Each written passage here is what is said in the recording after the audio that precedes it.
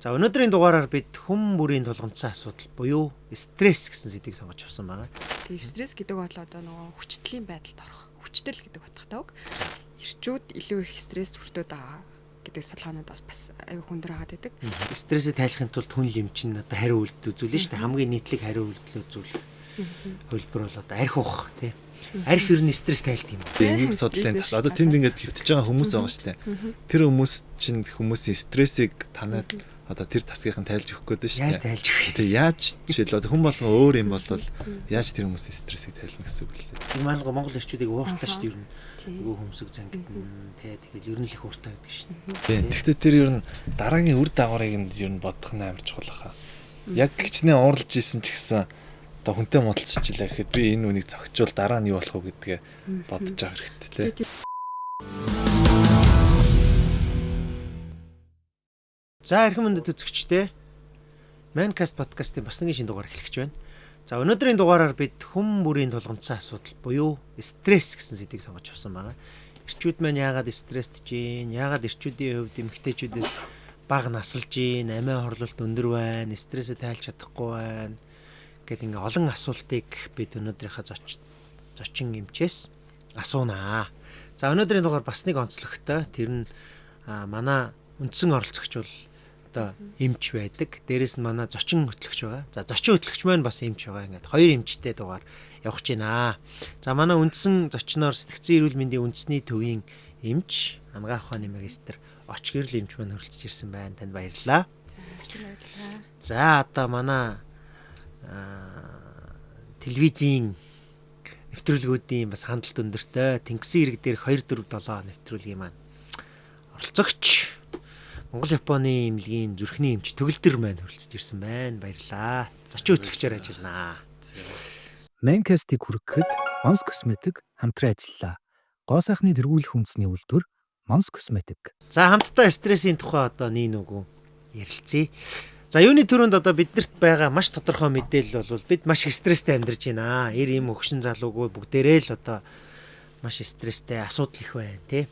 За тэгээ одоо хамгийн ихний асуулт ер нь яагаад энэ хамгийн нийтлэг стрессүүд яагаад үүсэж байна гэдгээс ер нь эхлэе гэж бодож байна. За өнөөдрийн сэдв бол стрессийн тухай учраас бид стресс гэдэг гэн одоо яг юу хэлдэг юм бэ гэдэг талаар ярих зөв бах.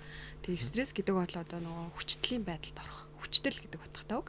Тэгэхээр нийгэм бодлон биологийн тэгээ мөн сэтгэл зүйн юм тааламжгүй нөлөөний улмаас хүний бие махбодод одоо нөгөө хүчтэлийн процесс үүсээд байгаа тийм хүчтэлийн байдалд ороод тэгээд энэ нь болохоор физиологийн бас хэвийн урвал. За энэ хэвийн урвалт нь одоо бид бие махбодмаа сэтгэл зүй маань ямар хариу урвал үзүүлж байна вэ тий гэдэг нь стресс болоод байгаа тий. Тэгэхээр ерөнхийдөө бол стресс гэдэг маань бол ер нь бол хэвийн зүйл. Уг нь бол тий. Уг нь бол тэгэхээр стрессийг бол дотор нь бол хоёр хэлбэр байгаад байна л да. Эв стресс болон ди стресс гэдэг. За эв стресс гэдэг бол одоо эерэг стресс гэсэн үг. Тэгэхээр энэ эерэг стресс гэхээр бидний өдөр тутамд одоо тохиолддог баярлах тэ одоо ажил дээр амжилт гаргах ч юм уу эсвэл төлөвлөсөн ажлаа сайн гүйцэтгэх ч юм уу юм сэтгэл ханамж үүсэх юм таатай эерэг нөлөөнүүдийг үзүүлдэг. Харин ди стресс буюу сөрөг стресс маань бол эсрэгээрээ одоо гомдох, сэтгэлээр унах, уурлах, бухимдах гэх мэтийн одоо юм таагүй сэтгэл одоо хөдөлгөлүүд тий хариу урвал үүсч идэг. Тэгэхээр стресс гэдэг бол нэг талаасаа бас хэвийн зүйл. Хэрвээ энэ стресс маань одоо маш удаан үргэлжлээ таны амьдралд тий ажил дээр одоо 14 хоногоос дээш үргэлжлээд бие махбодын талаас зовир үсгээд сэтгэл зүйн талаас юм тааламжгүй одоо мэдрэмжүүдийг тааламжгүй бас зовируудыг сэтгцийн талаас юм зовируудыг үсгээд тэгээ сэтгэл хөдлөлөөсөө дээрэс нь одоо таны мөтгөн үрэж гэдэг юм уу те бид нар амархан одоо нөгөө ядраад байдаг султаад байдаг нөгөө ядраа гэж яриад байдаг те ийм зүйлийг үсгээд тах юм бол энэ маань бол ямар нэгэн стресс тарин бид нар хүртэж байна гэж хэлцүүтэй хаа. За ингээд би бол одоо анх сонсоод надад бол жоохон сонирхол сонсогч байна. Би ингээд бүгдийг нийлүүлээл бүгд л ер нь хүн стрессгүй байх ёстой гэж одоо ойлголттой байлаа. Тэгсэн чинь эрэг сөрөг гэж ялгаж штэ тий. Эрэг нь болохоор цаг хугацааны хувьд богинохон үргэлжилдэг. Тэгээ үр дүн нь гарчвал эргээд хаппи болж болох юм биш те. Шалгалтанд бэлтэж хагаад тэгээд яана гэж хагаад тий. Энэ болохоор юу юм бэ? Зүгээр баярлж байгаа стресс. Тэгээ бидний нөгөө эргэл одоо сэтгэл хөдлөлүүдийг бид нар шинэ ажил стресс гэдэг тавьж байгаа ч юм уу тий. Жишээ нь өнөөдрийн одоо подкастэд одоо би ярээ сууж ийн гэдэг чинь бас баг зэрэг эрг стресс тарцсан. Эмч маань эрг стресс тарцсан. Орцоо яж бас алах байхгүй. Гэтэл яг стресс маань одоо нөгөө ямар стрессүүд үүсэж байна вэ гэдэг чинь бас айгүй чухал байхгүй. Жишээ нь бол бид нар ингээ өдөр тутмын одоо тааламжтай сайхан үйл явдлууд бүхэн эрэг стресс боловч цаашлаад одоо нөгөө нэг ди стресс гэж яриад байгаа шүү дээ, сүрэг стресс. Тэр сүрэг стресс маань болохоор одоо юу гэдгийг бидэнд одоо сэтгэл зүйн хувьд болохоор маш таагүй үйл явдлууд одоо бий болох ч юм уу те. Одоо альва зүйлд шантраад сэтгэлээр унаад сэтгэл готрол эсвэл бүр сэтгэл төвшөлт болоод ингээд ирэх юм бол стресс маань бол эмгэг үсгэж байгаамаа. За ямар ч үсэн стресс бол хэвийн зүйл юм байна. Байх ёстой юм байна. За тэгээд ялангуяа эрэг стресс бол ер нь бол нэг тийм эмзэглээд ахаарч юм биш юм байна. Ер нь байж болох юм байна те. За тэгвэл хэдүүлээ одоо ингээд байж болох юмны тухай орхиод одоо жоохон байж болохгүй хэсэг рүүгээ. Сүрэг стресс гэдэг таасаа хэллээ. За ер нь бол одоо нилээдгүй амьдрал дээр тохиолддог байдаг. Ялангуяа одоо эрчүүдэд илүү болов гэж бодоод байна. Тэн дээр та бас нэг хариулж өгөөч. Ер нь Монгол эрчүүд илүү эмэгтэйчүүдээсээ илүү стресстэй. Тэгээд тэрнээс шалтгааллах эрүүл мэндийн асуудал нь илүү байна гэж одоо би зүгээр хувийнхаа хувьд дүгнээд байна л да. Энэ ер нь яг шинжилгээ ухаанаар гэдэг юм уу та хэдийн судалгаагаар тийм батлагдсан юу байгаа болов.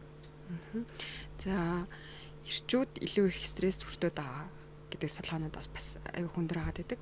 Энэ нь болохоор маш олон одоо хүчин зүйлээс мэдээж хэрэг шалтгаалж байгаа. Одоо жишээ нь бие хүний сэтгэл зүйн хэв шинжүүдэд бийж болно. Одоо нөгөө интроверт төрлийн юм уу, экстраверт төрлийн юм уу ч юм уу те. Эсвэл нөгөө нэг бас меланхолик одоо темпераменттэй хүмүүс илүү одоо нөгөө стресст өртөнхий байдаг ч гэдэг юм уу. Тэгээд яг эрчүүд одоо яагаад илүү их стресст өртөөд байгаа гэхээр бас нэг талдаа энэ маань өөрийнхөө одоо нэг сэтгэл зүйд болж байгаа мэдрэмжүүдэд тайлж чадахгүй, хин нэгэндээ хуваалцах чадахгүй ч юм уу те. Эсвэл одоо эрчүүдэд илүү их одоо нэг амьдралын одоо шаардлагаар маш их одоо хариуцлага, үр хариуцлага өндөр их байдаг. Эсвэл нэг ар гэрээ авч авчих гад байдаг те. Тэр одоо ар гэрээ илүү сайхан авч авчих гад үр хөвгтөө илүү сайн одоо сургуульд өгч гээд гэдэг юм уу те. Сургуульд дамжаанд өгч гээд гэдэг юм. Энэ зүйл нь одоо эрчүүдэд илүү эрчүүд одоо илүү их нэг үүрхстэй гэдэг энэ нийгмийн ойлголтоос ч гэдэг юм уу те. Ар гэрээ авч явах хэрэгтэй, үр хөвгтөө дижих хэрэгтэй те. Тайхан цүнх сав өрүүлэх хэрэгтэй гэлээ. Тийм. Тэр бас нэгсэн бас стресс болж өгч байгаа байхгүй. Тэгээд одоо сэтгцэн эрүүл мэндийн төв дээр ч юм уу одоо ингээл ер нь стресстэй хүмүүс чинь сэтгцэн өвчнөд болох магадлал бодол өндөр зөв арай тийж болохгүй. Одоо бид нэр одоо тааламжгүй сэтгэл хөдлөлүүд байгаа шүү дээ тий. Одоо сэтгэл санаагаар унах ч гэдэг юм уу, сэтгэл түгших ч гэдэг юм уу тий. Сая бид нар бас нэг ковид үед маш их сэтгэл түгшилтүүд байлаа шүү дээ тий. Одоо нөгөө поби одоо нөгөө нэг айцын эмгэгүүд тий. Ямар нэгэн нөгөө халтур авчих үедээ эсвэл одоо нөгөө гаднаас дэлгүүрээс хүнс авч одоо орж ирчээд энэ одоо хүнсийн бүтээгдэхүүний гадна талд нь одоо халтур байж хүйдээ гэд ингээ энэ бодлоос олоод нөгөө нэг маш их гараа угаагаал өдөө одоо бараг цаг үргэлж ингэж гараа угаасараад нөгөө арьсалтаа гэмтээгээд ч гэдэг юм уу те. Иймэрхүү юм айц эмгэгүүд байсан шүү дээ те. Энэ эмгэгүүд нь одоо айцын те энэ айц эмгэг гэж бас нэрлэх байхгүй те. Тэгэхээр энэ эмгэгүүд маань болохоор одоо айцын ч юм уу төгшөрийн ч юм уу энэ эмгэгүүд маань тухайн хүнд бол 14 хоногоос дээш хугацаанд яваад байгаа байхгүй юу. 2-7 хоногоос дээш хугацаанд үргэлжлээд тэгээд энэ нь болохоор амьдрал болон нөгөө нэг ажил дээр нь те одоо нөгөө тийм сөрөг нөлөөнүүдийг үүсгэж байгаа учраас энэ бол нэгсний эмгэг байхгүй сандрах эмгэг ч юм уу хайцсан эмгэг ч гэдэг юм уу те. Үйл хэлэх зовлонд байдал албадмал одоо нөгөө байдалд ороод байгаа байхгүй юу. Тэгээ нөгөө хайцсаа болоод гэдэг ч юм уу. Тэгэхээр энэ маань бас сэтгцэн эмгэг үүсгэж болно.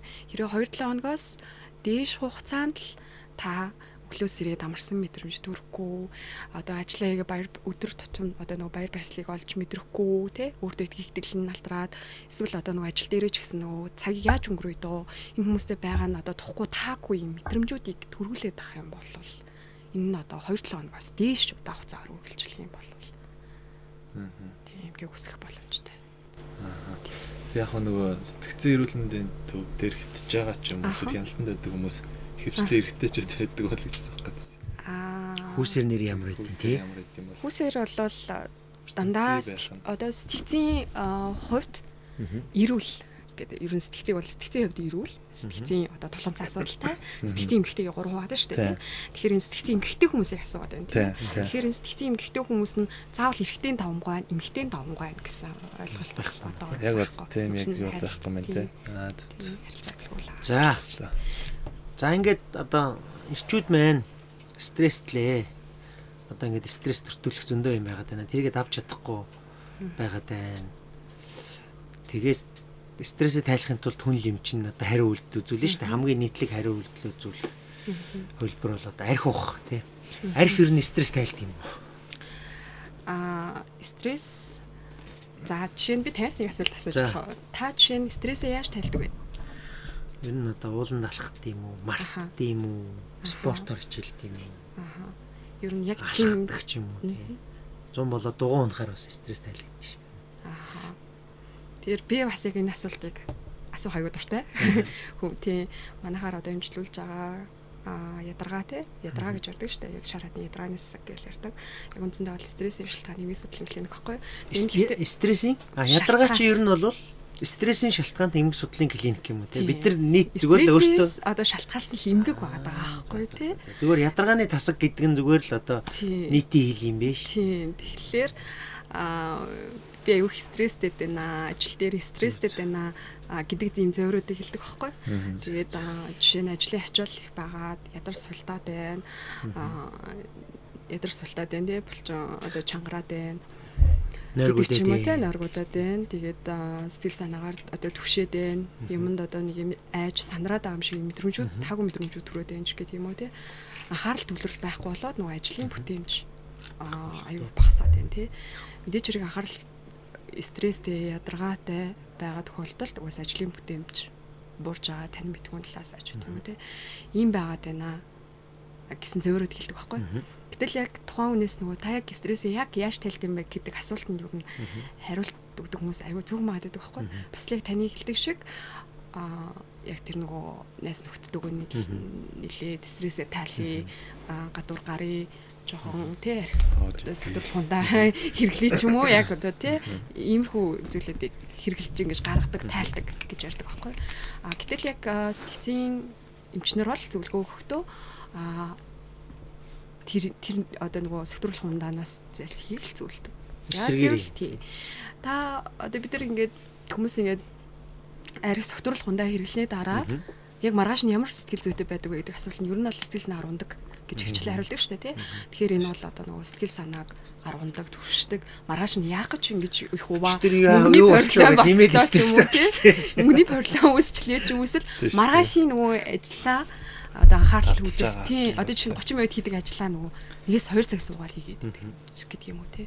Иймэрхүү үр дагавартай учраас бол ер нь бол зөвлөдөггүй. Тэгээ стресс гэдэг чинь ер нь бол одоо булчингийн чангарал энэ физиологийн хариу урал боловч булчингийн чангалуудыг булчин бие махбод бүгд л одоо юм чангарлын хүчтэлийн байдалд орохыг хэлж байгаа шүү дээ тий. Тэгэхээр бид нар стрессээ тайлахын тулд хамгийн зөв арга нь бол нөгөө булчингаас судлах нөгөө дасгал хөдөлгөөн хийх хөсөө гаргах тий. Тэгэхээр өөр тохирсон мэдээж хэрэг дасгал хөдөлгөөний хийх нь чухал йог гэдэг юм уу бяцлал гэдэг юм уу эсвэл ном уншаад тайлдаг хүмүүс ээж болно. Ер нь бол нөгөө хүн болгон харилцаа адилгүй учраас хүн болгоны одоо нөгөө генетикийн гений мэдээлэл өөр учраас хүн болгоны сэтгэл зүйн шинжүүд өөр учраас стрессээ бол хүн болгон янз бүрээр төрөл бүрээр өөр өөрөөр тайлна гэсэн. Гэтэ мэдрэх хэвээр мэн өөрийгөө ингээ олох хэвээр мэн те би ингээд ийм үед стрессж байна. Инхээр тайлагдаж байна гэдгээл одоо нэг таарсан нэг жор байхгүй учраас өөрийнхөө жорыг л ер нь олох нь зөв юм шүү дээ. Тий стресс тайлах аргад ер нь суралцах гэдэг маань л одоо тий стрессээ ном уншиж тайлт юм уу эсвэл одоо хөсөөтэй одоо гаргаж тий надад бол фитнес бол нэмээд стресс би фитнес хийхээр амар стресстэй шүү дээ. Тэгэхээр заавал цаг гаргаж хийнэ гэдэг юм. Тэгэхээр хүн болгон харилцаа адилгүй байгаа байхгүй. Maincast-ийг хүрэхэд Once Cosmetic хамтран ажиллаа. Гоо сайхны тэргүүлэх үндэсний үйлдвэр Mons Cosmetic. Тэгэхээр одоо тэнд одоо ядарга стрессээ шалтгаалсан юу лээ? Стрессийн шалтгаанд хэмгүүг үсэдэж штэ тийм. Судлалын тал. Одоо тэнд ингээд хөвтөж байгаа хүмүүс байгаа штэ. Тэр хүмүүс чинь хүмүүсийн стрессийг танаад одоо тэр тасгийнхан тайлж өгөх гээд штэ. Яаж тайлж өгөх вэ? Тэгээ яаж жишээл одоо хүн болгон өөр юм бол яаж тэр хүмүүсийн стрессийг тайлна гэсэн үг лээ. Стрессийн шалтгаанд эмгэгүүд нь бол дотроо маш олон эмгэгүүд байгаа л да. Жишээ нь сэтгэл төвшөлтийн, сэтгэл гутралын тэгээ нөгөө дасан зохицохуун гэдэг. Одоо энэ стресс маань одоо 14 хоногоос дээш хугацаанд үргэлжлүүлэх юм бол бид нар энэ дасан зохицохуун эмгэг үүсэж байгаа шүү дээ тий. Тэгэхээр энэ дээр бол одоо бие махбодын талаас маш их зөвөр шаналгаа мэдээж ирэх байгаа шүү дээ. Жишээ нь булчингуу чангарч учраас одоо юу гэдгийг унтаж чадахгүй болох мол хөшөөх тий зүрхний тий артерийн дараалтын хэсэг ч байд юм уу тий үл гар бадарах булчин өвдөгч гэдэг юм уу толгой эргэх толгой өвдөлтүүд тэгээ бие махбодын талаас маш одоо олон зөвөрүүд байдаг. Тэгээ тэр бие махбодын олон зөвөрүүдэд нь ч гэсэн одоо төгссөн эмчилгээнүүдийг хийн. Дээрс нь одоо бүлийн сэтгэл засал, тэгээ ганцаарчилсан сэтгэл засал, тэгээ дээрс нь одоо яг тухайн хүний үзэл одоо нойрны эмгэгтэй байх юм бол нойр судлах, тавьшруулах одоо ийм эмчилгээч гэдэг юм уу? Сэтгэл готролтой, төвшөлттэй байх юм бол энэ үнийг бас засах тий эмчилгээнүүд ер нь аль хийгддэг байхгүй. Сэтгэл готрол тэгэхээр өөр сэтгэл төвшил гэхээр бас өөр юм байна тий. Тийм. Одоо сэтгэл төвшөлт гэхлээр бидний төгшөртэй тий. Одоо жишээ нь одоо ямарваа одоо нөгөө ялахгүй зүйлд одоо ялэмгүй зүйл гэл ингээл байнгын ингээ санаа зовноод байдаг тий. Өдөр болгоо одоо яна ингэчвүдээ anxiety тий одоо жишээ нь ажилласаа өглөө гарахтаа хоцорчих үү дээ. Ч гэдэг юм уу юм алга болгочих үү дээ ч гэдэг юм уу тий. Энэ айцууд маань одоо маш удаа үргэлжлээл одоо ажил амьдралт нь сэтгэл зүйд нь дээрээс нь одоо нөгөө психологийн стресс хоёрын ер нь одоо логик хамаарлыг ер нь юу гэж үздэг вэ? Одоо энэ ермaalга Монгол эрчүүдийг ууртаа шүү дээ ер нь. Нөгөө хөмсөг зангидна тий тэгэл ер нь л их ууртаа гэдэг шүү дээ. Төрөлхийн тийм байгаагүй тий.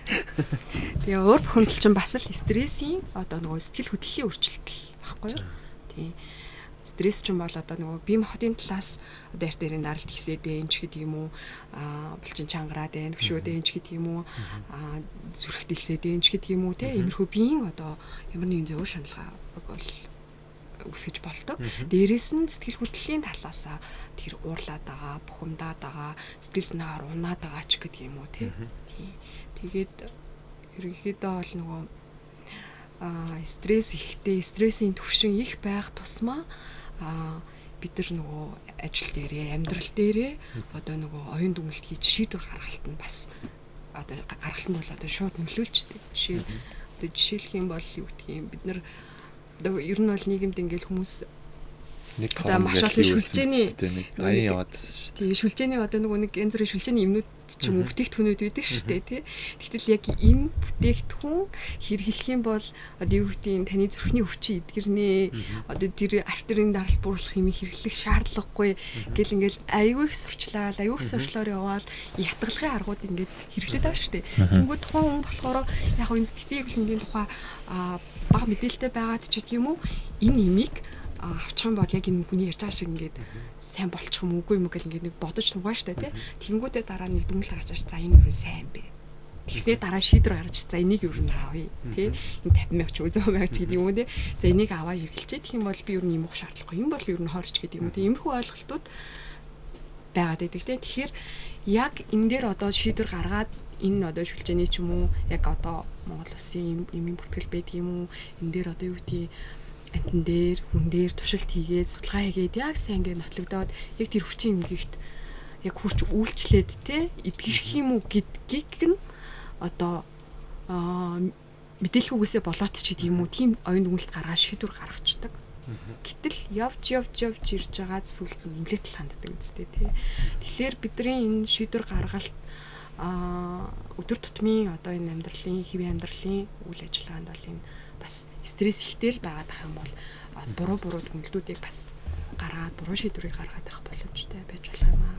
Стресс чинь шийдвэр гаргалтын төрөлөөр нь зүргээр нөлөөлж байна гэдэг юм шүү дээ.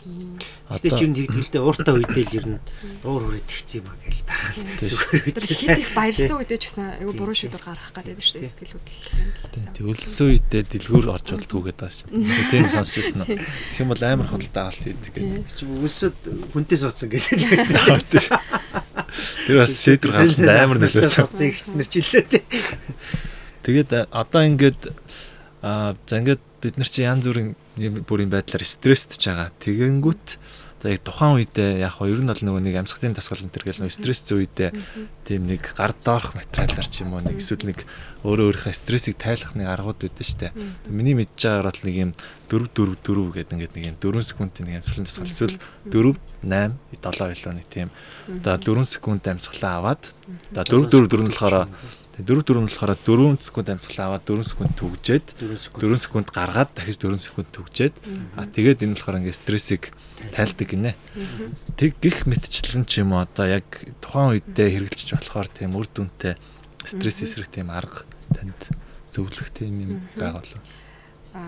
Ер нь бол одоо төр зургийн одоо тий жишээ нь ажил дээрээ ч гэдэг юм уу гэр бүл дээрээ хувьд ч тийм ажил дээр одоо жишээ нь ажлынхаа нэг хамтрагчтай жоохон зөрөгч байдаг юм уу тий энэ үед одоо нөгөө сэтгэл хөдлөл бас өөрчлөгдөж байгаа шүү дээ хэв юм биш болоод шүү дээ сэтгэл санаа докторгүй болоод шүү дээ тий тэгээ энэ үедээ болохоор ажлын байрнаас шилтгаалж байгаа стресс учраас одоо юу гэдгийг уур бухимдал одоо төрийн штэ мэдээж хэрэг тий хоёр хүн маргалдаад ирэхээр тэгэнгүүт бас энэ сэтгэл хөдлөлөөсөө улбалаад одоо хүмүүстэй муудалцаа таг сэтгэлдлүүдийг төрүүлэхээсээ илүү гүнзгий урт амьсгал аваа тайвшраад тэгээд нэг цаас үлээгээд тийм нэрээ тэр нь болохоор нөгөө айцын эмгүүд үед хийдэг ч юм тийм ийм тайвшрах таслыг хийж болно. Тэгээд хамгийн гол нь бас ийм үедээ одоо нөгөө нэг ажлын байран дээрээ ч юм уу яг гэр бүлийн орчин дээрээ ч юм уу хит их ууралсан хит их сэтгэл хөдлсөн ийм байдал дээрээ шийдвэр гаргаж тий бас болохгүй гэж бодож байна.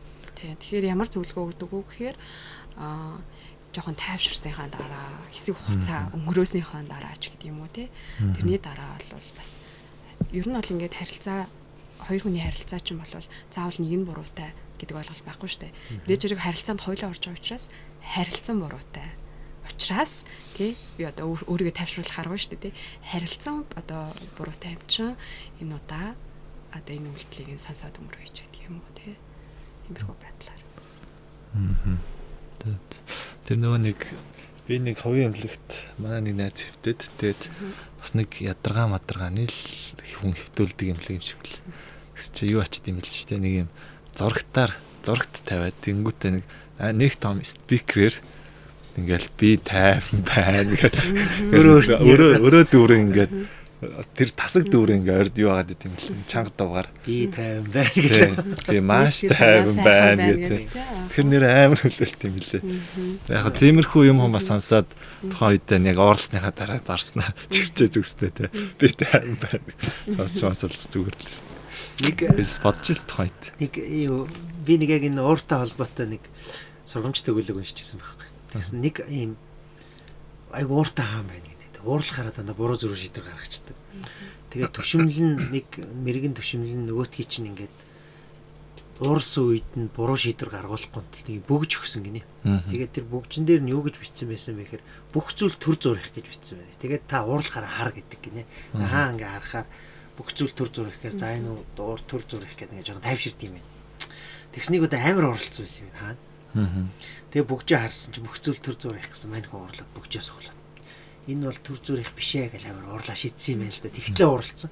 Тэгснээ бөгжин ингээ хананд байгаад яг өөрийнх нь ур дахиад унжин гинэ. Тэгсэн бөгжнийхэн дотор тал дахиад нэг үг байна гинэ. Өмнө нэрс харж байгаагүй. За. Аваа харсан чи хаантаа энэ ч бас төр зүрх гэсэн нөгөөд чинь амар уурлахаараа шийднэ гэдгийг мэдээ дотор талаас дахиад тийм бэ төлөвлөгөөтэй. Тэр яг тийм л юм. Гол юм бол уурсан баярсан үедээ шийдвэр гаргахгүй байх. Элдв үйлдэл аль болохыг хийхгүй байх хэвээр хийхгүй байхын тулд дөрөвний таны хэлдэг шиг тэр сэтгэл хөдлөлийг л дарж авах юм байна шүү дээ тий. Тэр нь одоо амьсгалдаг гэсэн ч үү, дасгал хийдэг гэсэн ч үү, холдоод явдаг гэсэн ч үү. Тийм. Гэхдээ тэр ер нь дараагийн үр дагаврыг нь ер нь бодох нь амар чухал хаа. Яг гिचнээ уурлж исэн ч гэсэн одоо хүнтэй муудалцчихлаа гэхэд би энэ үнийг зохицуул дараа нь юу болох вэ гэдгээ бодож байгаа хэрэгтэй тий. Тэгээ яг уурсан үед бол ер нь бол баг бодогддог гэж байгаа шиг. Сүүлийн үед бол надад бол яг би арайхан юм амар боддог болсон юм санагдаж байна шүү дээ. Тэгэхээр бодож болох юм байлгүй дээ бодвол. Гэтэ яг тэр нөгөө нэг юуны цагдаа гэрхийн газрын энтер хийжсэн тэр нөгөө нэг ганцаар морч нэг хоромт бас үндэстэй юм шиг байна тий. Mancast-ийг хүргэхэд Mons Cosmetic хамтран ажиллаа. Гоо сайхны тэргүүлэх үндэсний үйлдвэр Mons Cosmetic. За ингээд бид нар ч нөгөө эрчүүдийн тухай яриад байгаа. Бид нар ч бас онцлог. Эмэгтэй хүн чинь бол одоо стресс тайлдаг өөтөм арга байна. Бөөгнөр сууж агаад одоо сэтгэлээс эргэл хов ярих юм. Тэ? За тэгээд одоо уйлж гин тэ. За бүр болохгүй бол дэлгүүр хэсэж гин. За яг дэлгүүр арх ухаас бол дээр штэ дэлгүүр хэсэж яг мөнгө өрөх байх. Тэгтэл ямар ч үсэн эрүүл мэндийн хор нөлөөгөө үлдцтэй яг өнөө уугаад алга болцсон. Маргааш нөрвис юм сэрж байгаа ядчил хөдөлтөд авсан юм одоо байх шиг байна. Тэгээд тэгэнгүүт ингээ эрчүүд чинь одоо эсэргээрээ бид стрессээ тайлдаг юм байхгүй. Уйлаа ойлгонгууд нэр юм байж одоо юундаа уйлдээ ирэхэн уйлдггүй. За тэгээ юмаа ярихаар ир юм байж одоо шалчгана. Ер нь сүүлийн үед бас нэг тим юм айгүйх яваад байгаа шүү дээ. Ирчүүч чинь нэг тийм шалчгаар болчлоо. Тэ. Дэм нөхцөлд одоо яах ёстой юм бэ юм чи. За ер нь бол бас яг таны хэлж байгаа шиг эмэгтэйчүүд стрессээ тайлдаг бас олон аргууд байгаа гэж магадгүй.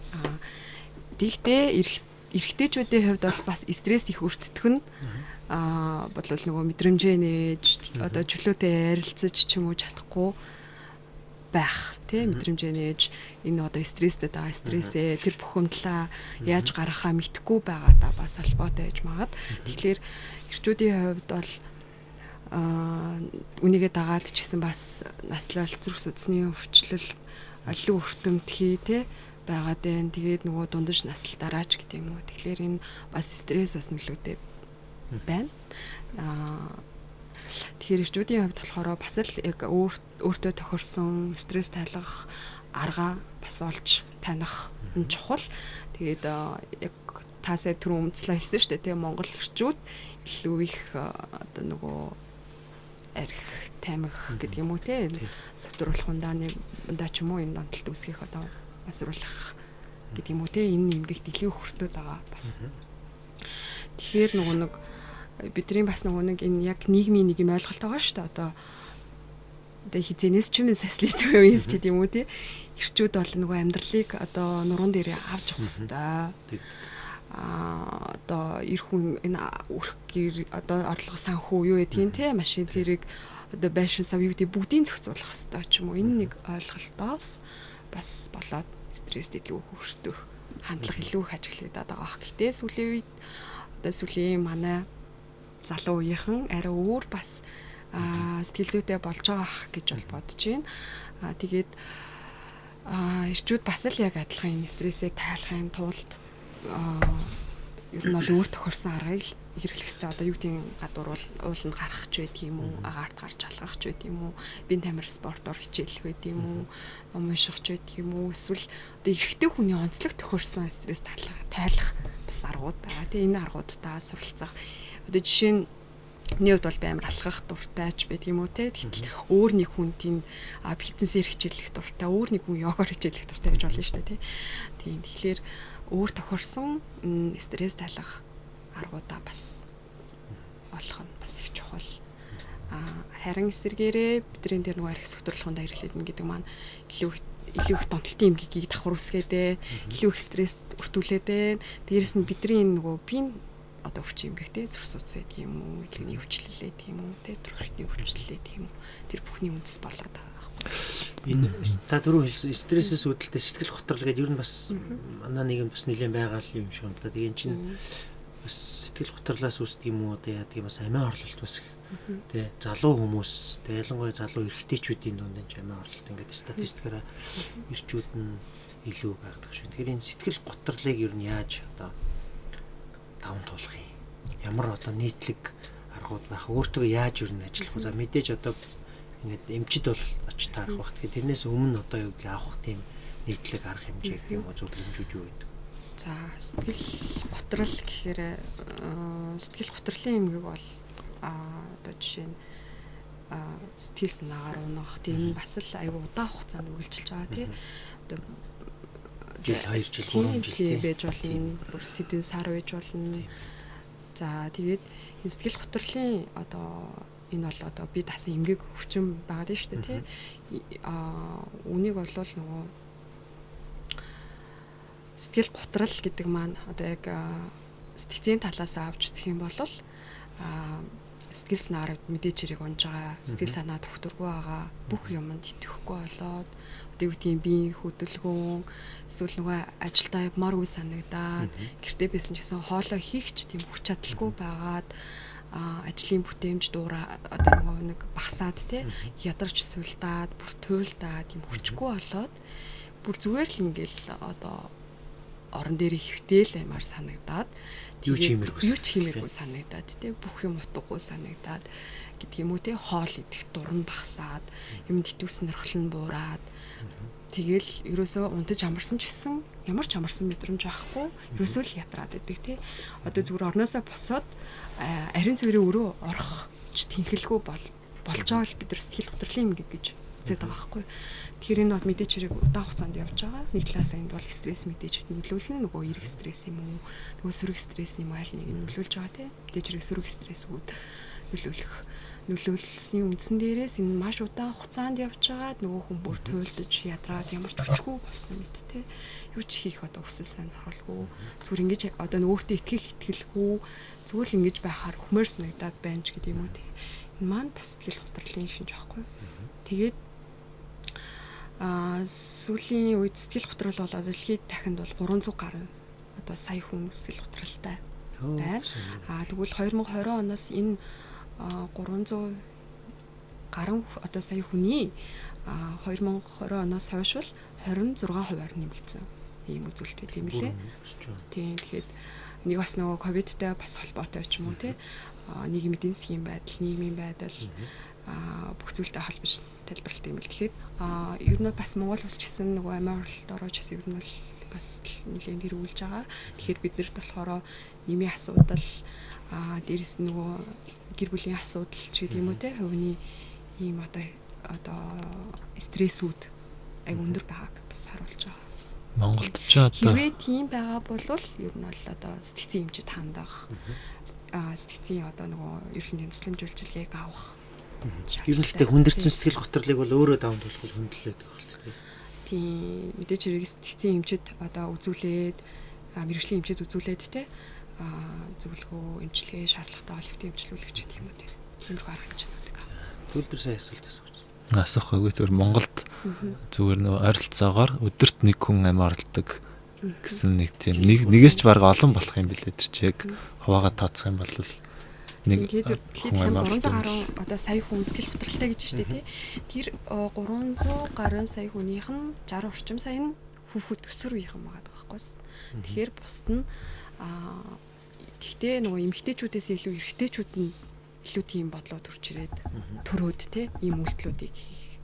Харин юм гэдэг гэсэн статистик үзүүлэлт. Эрчүүдийн суурь судалгаа гэдэг хийсэн судалгаа үзсэн чинь ер нь амиа орлолт бол эрэгтэй талдаа хамаагүй өндөр. Тэгээд эрэгтэй дотроо яг өсвөр залуу насныхны дунд айгүй өндөр бил. Уг нь бол эн чинь одоо тэгдэг байсан шүү дээ нөгөө Япон хүмүүс чинь ингээд шалгалтандаа унан гутал баг гал тэрний бодол дээр очиад амиа орлолцдог те яасан ч амархан сэтгэл зүй бид нар чинь жоохон бах тэгж яриад шоолж моолол Монгол хүн чинь баг өрөм өрөнд орчвол амар хүнд нөхцөл байдалд орчвол юу амиа орлого нөтил асууны 2 чихийг авахгүй гэл сууч хэлдэг. Хэлдэг. Уг нь тийм байдаг гэж одоо тийм биш болчихсон юм уу те. Тэгэл яг энэ санаан дээр бас үндэслээд ярихад бол одоо ямар ч хямдхан одоо сэтгэл зүй вэ те ямар уйдсан юм бэ гэж штэ те яг энэ шиг одоо бид нар тэр сэтгэл готрол гэдэг эмгэгээр өвдөд байгаа хүмүүсийн одоо шинж тэмдгүүд байгаа штэ те ажилдаа явмааргүй хичээлдээ явмааргүй гэртээ гэр орноо цэвэрлэмээргүй өөрийн биеэ арчилмааргүй тийм одоо арчилж чадахгүй байгаад штэ гэтэл энэ маань бас энэ өвчний шинж тэмдэг байхгүй юу өрийн бие арчилахгүй байна хоолноос эсвэл татгалзаад хоолнд дургүй болоод эсвэл хит хидээд ч юм уу хит хөвчин нэмээд ч гэдэг юм уу те ингээд энэ гэдэг маань энэ бүгд яриад байгаа зүйлүүд нь зөвөр ахгүй энэ өвчний тэгэхээр одоо бид нар жишээ нь зүрхсэсний өвчин ингээ ярахад артерийн даралт нь ихсээд байна. Одоо тий зэн маань ч өстө өвдөд энэ да даралтных нь нэмийн төхүүлж өгье доо нэтрийг гэлэрдэг штэ тий. Эсвэл одоо ханиад өглөө гэхэд халуураад байна, ус гожоод байна тий. Хамар битүүрээд энэ энэ маань өвдчлөө штэ. Энэ маань өвдчихтэй одоо эмчд үзүүлээд эмчилгээ бичүүл хэрэгтэй байна гэж боддог хэрнээсээ одоо яг сэтгэл готрлын хувьд одоо нөгөө хүн маань ингээд сэтгэл готрлын ингэхээр өвдчихэд шүү дээ ханиадтай адилхан. Нөгөө хүн маань хоолойч идэхт эхэлгүй, орноосоо оож босох эхэлгүй, өөрийн бие арчлахгүй тий усанд орохгүй ч гэдэг юм уу, янзлахгүй ч гэдэг юм уу тий. Энэ байдал бол зөөр хүний хүчний шинж тэмдэг зөөр байхгүй.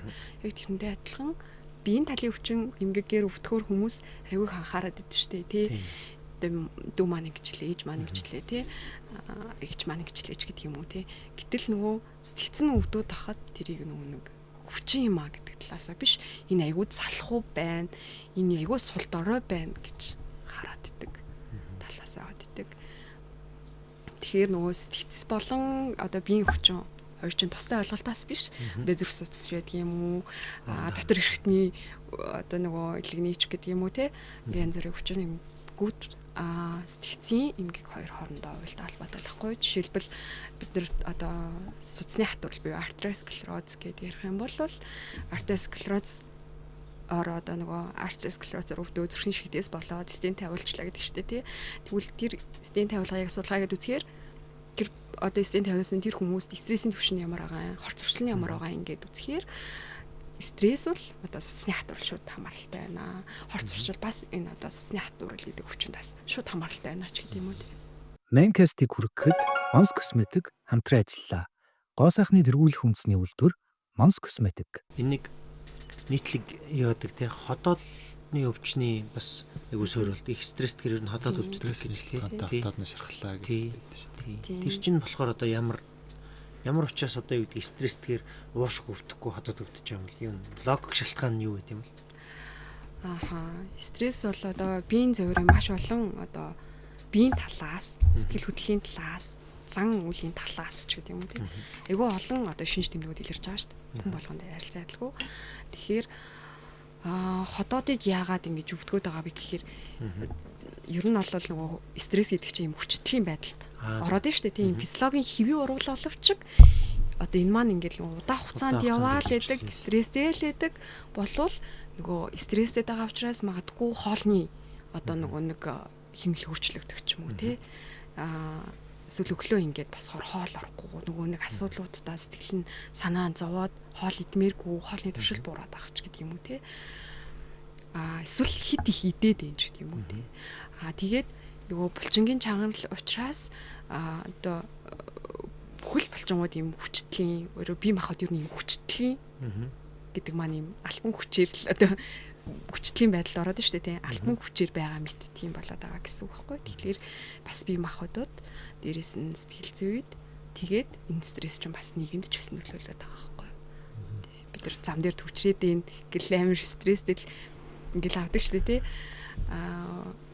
тэгэнгүүт одоо бид нар ажил дээрээ одоо бас хөвчлэн маа дээр одоо эмчлүүлэгдэж байгаа ч тийм үү зөвлөгөө авч үзүүлж байгаа хүмүүсийн бас нэг хэрэг зүйлээдэг байхгүй одоо ажил дээрээ очихоор гэр бүлдээ би нөгөө цаг заваа гаргаж чадсангүй одоо хүүхдүүдтэйгээ одоо тий кино үзнэ гэсэн ч юм уу тий тэргээ хийж чадсангүй гэдгээ ажил дээрээ очиод ингээд яна би ингээд гэртээ болно хүүхдүүдтэй энэ цаг гаргана гэсэн гэр орондоо юм хийн гэсэн чинь хийж чадсангүй ингээд шаналаад стресстэй дэдэг тий тэгтэл харин эсэргээрээ гэртээ очингуудаа би нөгөө ажил дээрээ хийх хэрэгтэй байсан юм а хийж чадсангүйгээд хаанаач нөгөө нэг юм төлөвлөгөөгүй болцсон ч юм уу би бол яг тэгдэг байхгүй яг ажилтай байгаа мөртлөө амармаар санагдал тэг яг үндэ гэртээ баг нэг өдөр ч зүгээр амарч чадахгүй амрангуут ажилламаар санагдав тий амрангуут тэр өдөр амир хий өнгөрөөд байгаа юм шиг санагдаа тэрэндээ амир стресстэй болцсон байлаа гэсэн байгаа газар ямар нэгэн газар ямар нэг юм хийхээрээ хийж чадаагүй юмныхаа төлөө стресстэй байхгүй юу ч хийсэн солигдоод ахаар чинь тийм тэгэхээр чинь гэтэл хараа энэ да бодогдоо тэгээд гэдэг бодлоод орж байгаа тийм тэгэхээр яг одоо байгаа юмн дээрээ л төвлөрөөл явах хэрэгтэй болж тарах шүү дээ өөр одоо энэ чинь шийдэл байхгүй шүү дээ одоо тийм яг ажил дээрээ төвлөрөөд гэртээ төвлөрөөл явахаас өөр яах вэ тийм одоо тухайн цаг мөчөө яг хийж байгаа юм хийсэн хоёулынгийн зэрэг хийж чадахгүй юм чинь тийм Одоо төгжрэл биш шүү дээ. Төгжрэл дээр одоо төгжрэх нь л тодорхой юм чинь орой болгон төгжрээд урлаад байвал төгжрээд нэмээд хотодны хөвчтэй болох юм л болж байна. Одоо нөгөө нэг бидрийг 10 жилийн сургуулаа төгсөж явахад лав их сургууль авч чадахгүй бол айгүй хүнд байдалд ордог ус хүүхдүүд нуугаал хичээл сургууль болцсон гэж бид нар ч гэсэн шоолол. Тэр чинь одоо их сургуульд орж чадахгүй тийм юу байгаа байхгүй мэдээ. Тэгсэн чинь одоо яг одоо энэ сүүлийн үеийн хүүхдүүд чинь ингээд их сургууль авч чадаагүй сургууль авсан хүүхдүүд ингээд холидоо сууж яхад сургууль авч чадаагүй хүүхдүүд чинь бидний үе шиг тийм ичиж яг ижлэхэн ситуац шүү дээ. Уг нь айл айлын сургууль авч чадаагүй. Тэгсэн чинь би ингээд gap year авсан байгаа. Өртөг ажиллаж байгаа. Тий 12 жил айгүй хичээсэн байна. Би завсарлага авч ийн тэргээ баг тийм чи ингээд бахаргаад байгаа байхгүй. Тэгээ би тэрийг харчаад за ер нь бол яг адилхан нөхцөл байдал нь яг адилхан хэрнээ зүгээр л тэр хүн тэр нөхцөл байдлаа юу гэж үзэж чинь, юу гэж тайлбарлаж чинь, юу гэж ойлгож чинь гэдэг л баг л ялгааны юм байна даа л гэж ойлгос. Тэгэхээр одоо стресстгүй байхын тулд нөхцөл байдлаа аль болох л одоо хүлэн зөвшөөрөх. Гэхдээ одоо тэглээгээд одоо бүх болохгүй юм хүлэн зөвшөөрөж болохгүй бах тий. Тийм л юм шиг байна шүү дээ. Стресс ч өөрөө ингээд олон хоногоор тий ингээд үргэлжлээд явж байх тусмаа ингээд стрессийн дараагийн үе шат бол нөгөө юу гатахгүй болох. Дараагийн үе шат нь болохоор нөгөө эсэргүүцлийн үе шат гэдэг байгаа шүү дээ тий. Тэгээд энэ эсэргүүцлийн үе шаттаа нөгөө нэг тасан зохицох энэ процессууд явж чадахгүй, хүлээн зөвшөөрч чадахгүй ийм байдал байгаагийн улмаас цаашдаа нөгөө биеийн сүлтлийн нөгөө ядралын ийм одоо шинж тэмдэг дэлгэрээд байгаа байхгүй. Тэгэхээр нөгөө ядраад байна, сүлдаад байна гэж ярьдаг штэ тий. Энд чинь болохоор бидний сайн ярьсан штэ стрессийн шалтгаанд энэ эмгэг юм байна гэж гэдэг юм уу тий. Одоо энэ сэтгцийн янз бүрийн эмгэг үүсэж байгаа. Одоо жишээлбэл зөвхөн стресс би ойлгохдоо бол нэг оюутан байхдаа бид нар чинь сэтгцийн эрүүл мэндийн төвөөр тойрол дээр идэв шүү дээ. Тэгээ би болохоор ингэж ойлгосон байхгүй. Зөвхөн стресстэй л одоо амар их стресс аваад байгаа мөртлөө зөвхөн тэрнээс болж хүн бас яг сэтгцийн өвчтэй болдоггүй юм байна гэж би ойлгосон байхгүй. Тэгээд тухайн хүнд ямар нэгэн байдлаар нэг юм суурч юм уу эсвэл одоо юу гэдэг бага насныхан тийм том гэмтэлч энтер гэл ярьдэн штэ. Траума тийм траума энтер гэл яриад байдаг штэ. Тэгээд яг тухайн хүнийг сэтгцийн өвчнөд болгож байгаа тэр эсвэл одоо генч байд юм уу те. Эсвэл нөгөө түрүүн та хэлсэн меланхолик байх юм бол илүү сэтгцийн өвчтэй болдог. Сэтгэл готролд ордог ч юм уу. Стресс тийм гэдэг ч юм уу. Тийм одоо тухайн хүний суур одоо цаанаас нь байглаас заяасан тийм эрсдэлт хүчин зүйл энэ байдаг уу? Яг түрүү ярьсан шүү дээ нэг стресс юу сэтгцийн хувьд ирүүл тулгамдсан асуудалтай сэтгцийн эмгэгтэй гэдэг байгаа тийм. Сэтгцийн хувьд ирүүл гэхээр мэдээж хэрэг ирүүл байх нь сэтгцийн тулгамдсан асуудал гэхээр бид нар сайн яриадсэн стресс, төвшөлт, нөгөө сэтгэл нойрны хямрал ч юм уу тийм болчоогүй тэгтээ нойрны хямрал ч юм уу тийм тэрийг хэлээд байгаа байхгүй. Сэтгцийн эмгэг гэд бүр ярих юм бол яг маад хэвтийн эмчлүүлж байгаа яг гарахыг эмчлүүлэгчийн тухай ярьж байгаа юм шиг гэж би ойлголоо тий. Энд бол мэдээж хэрэг удамшлын хүчин зүйлүүд байна. Генийн тий удамшлын хүчин зүйлүүд байна. Дээрээс нь бас удамшлын хүчин зүйлгүүч гэсэн бас ийм дотоод шалтгаандаа сэтгцийн эмгэгүүд бас байж болно. Тэгэхээр энэ сэдв рүү орвол бүр стресс гэдэг сэдвээсээ бүр аягүй халахад бүр өвчин эмгэг болоо явчлаа тий. Гэхдээ яг хоёр хуваасан шүү дээ сэтгцийн одоо эмгэгтэй тулгамдсан асуудалтай гэд бид нар тэгэхээр энэ тулгамдсан асуудал гэхлээрээ бид нар одоо жишээ нь ямар нэгэн стрессийг аваад гэдэг юм уу те жишээлбэл бол одоо юу гэдгийг ажлын цагаасаа хоцроод дарахтаа зэгнуулаад тий гэтэл энэ маань одоо нөгөө 14 хоног бүр сар жилээр байнга тэрэндээ ингээ шаналаа сэтгэл санаа зовоод тэгээд энэ шаналснаасаа болоод нөгөө ажилч байдаг юм уу хичээлч байдаг юм амьдралч байдаг юм уу те нөгөө одоо жишээ нь бид нар 20 минутанд нэг хийдэг тайлан байж болно шүү дээ жижигэн. Гэтэл тэрийгээ маш удаан суугаал нөгөө нэг яагаад тий удаан суугаад нөгөө анхаарал төвлөрүүлэлт гэдэг зүйл чинь байхгүй болчихж байгаа байхгүй юу? Анхаарал төвлөрч одоо яг сууж чадахгүй нөгөө тархичин цаана өөр бодлууд тий хүний сэтгэл зүйд өөр бодлууд ингээд яана гэж үдээ тэгчүүдээ ахаад би ингээд нөгөө өндөр ажилласаа ингээд хоцордог гэж загнуулсан юм чи ахаад дээр нь ажиллаа муудаг гэж загнуулчих үдээ ч гэдэг юм уу те. Иймэрхүү хайцууд нь маш удаа өргөжлээд ивэл энэ бол сэтгэцийн одоо тулгамцсан асуудал энэ бол асуудал юм байна гэж харах. Одоо ийм юу байдаг болов? Хотжилт.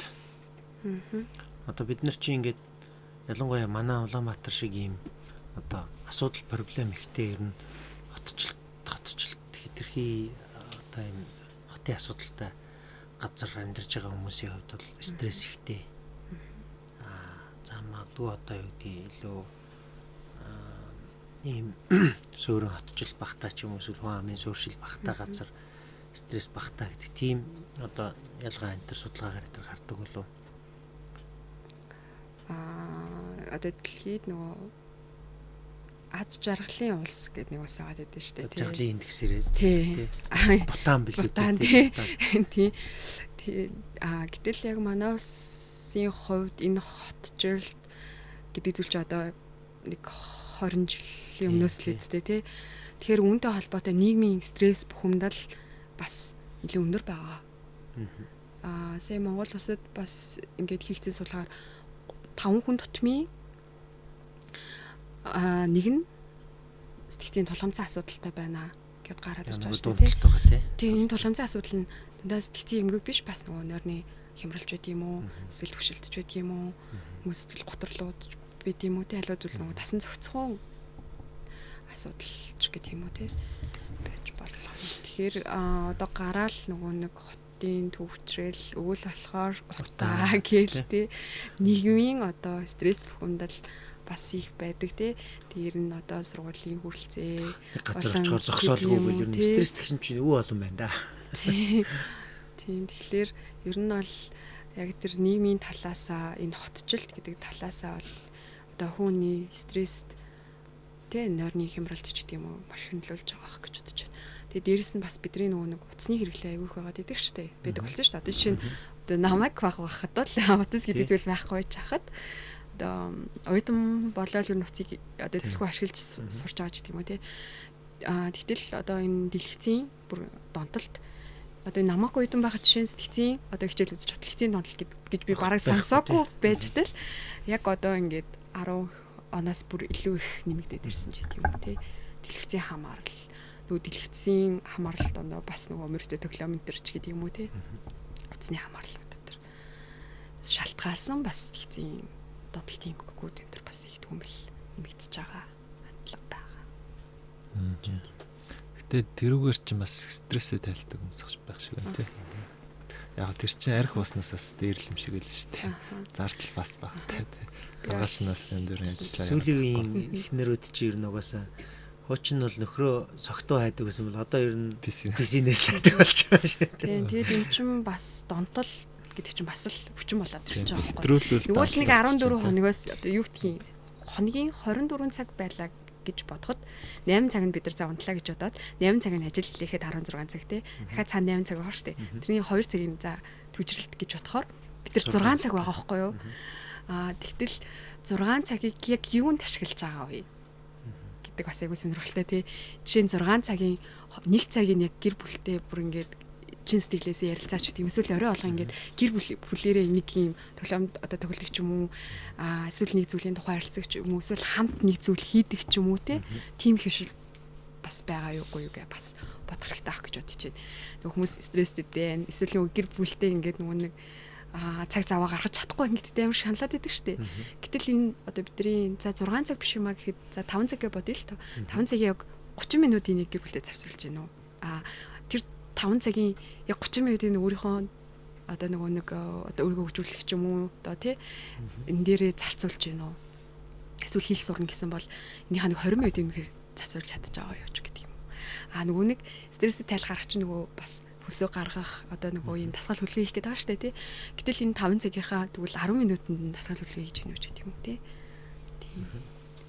Гэтэ зүгээр бас сайхан зурагт үзэгч гэсэн стрессээс гой тайлд шүү дээ. Уцаар л таалж яах вэ? Хамраас зогч. Тэгэл яг нөгөө одоо шилбэл компьютер тоглоом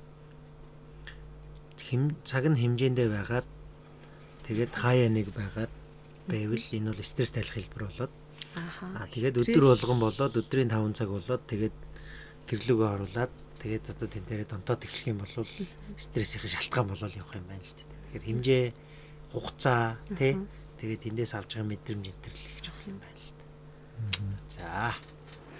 За ингээд өнөөдөр бид стресс гэсэн сэдвээр ярьсан. Энэ бол бас магадгүй хүн болгоны тулгымцсан асуудал. Тэгээд одоо энийгээ даван туулж асуудлаа шийдэх гэж одоо явж байгаа. Ер нь яагаад ийм болоод байгаа тухайч ойлгохгүй ч тохиолдод байгаа. Тэгээд энэ олон хүнд бол бас хариулт болсон дугаар боллоо гэж бодож байна. Тэгээд манай нэвтрүүлгийн ивент тэгчээр бол Монс косметик ажилладаг. Тэгээд одоо 2 40 Монс косметикийн одоо дурсгалын зүйлийг бодуулъя. За. Maincast-ийг хүргэхэд Monz Cosmetic хамтран ажиллаа. Гоо сайхны тэргүүлэх үндэсний үйлдвэр Monz Cosmetic. За ингээд өнөөдрийн дугаарт сэтгцэн эрүүл мэндийн үндэсний төвийн эмч Шангаах ухааны магистр Олч Гэрэл эмч маань. За зочин хөтлөгчөөр Монгол Японы эмнэлгийн зүрхний эмч Төвлөдөр нар маань оролцлоо. Та хоёртаа маш их баярлалаа. Тэгээ та хоёрынхаа одоо Монгол хүмүүсийнхаа эрүүл мэндийн маань зогсож байгаа энэ сайхан ажилд нь өндрөөс өндөр амжилтыг хүсье.